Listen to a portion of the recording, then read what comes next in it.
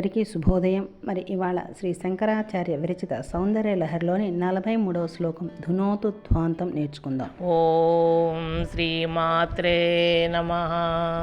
ధునోతు ధ్వాంతం నస్తులితదలితేందీవరవనం ఘనస్నిగ్ధశ్లక్ష్ణం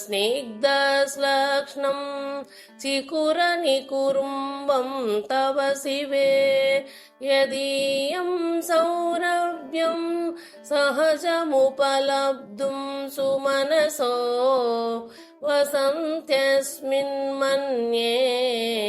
వలమదన వాటి విటపినా ధునోతు ధ్వాంతం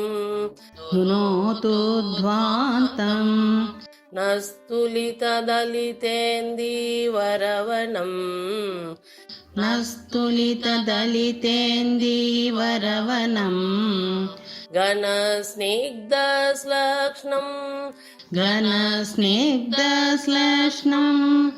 చికురనికురుంబం తవ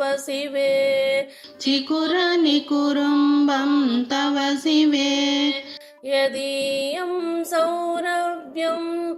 యదీయం సౌరభ్యం సహజముపలబ్ధుం సుమనసో వసంత్యస్మిన్మన్యే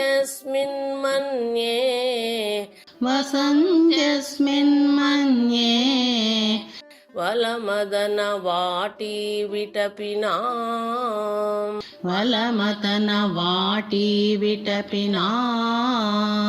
ధునోతు ధ్వాంతం నస్తులితదలితేందీవరవనం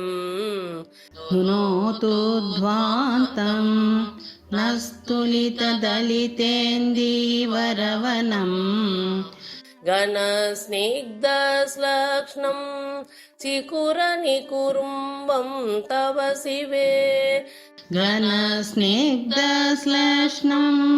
చికురనికురుంబం తవ శివే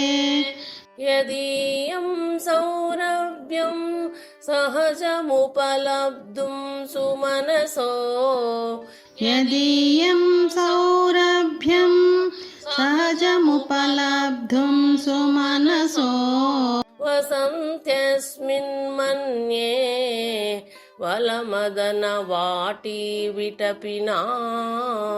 వసంత్యస్మిన్మన్యే వలమదన వాటి విటపినా ధునోతు ధ్వాంతం నస్తులితదలితేందీవరవనం ఘనస్నిగ్ధశ్లక్ష్ణం చికురనికురుంబం తవ శివే యదీయం సౌరభ్యం సహజముపలబ్ధుం సుమనసో వసంత్యస్మిన్మన్యే వలమదన వాటి విటపినా.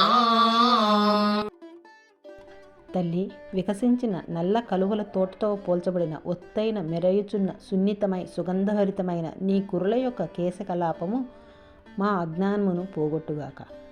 నందనవనమందలి కల్పవృక్ష కుసుమములు ఏమైనా నీ కురుల పరిమళమును పొందుటకై ఎల్లప్పుడూ నీ ఈ కేశములను ఆశ్రయించి ఉన్నవో ఏమో.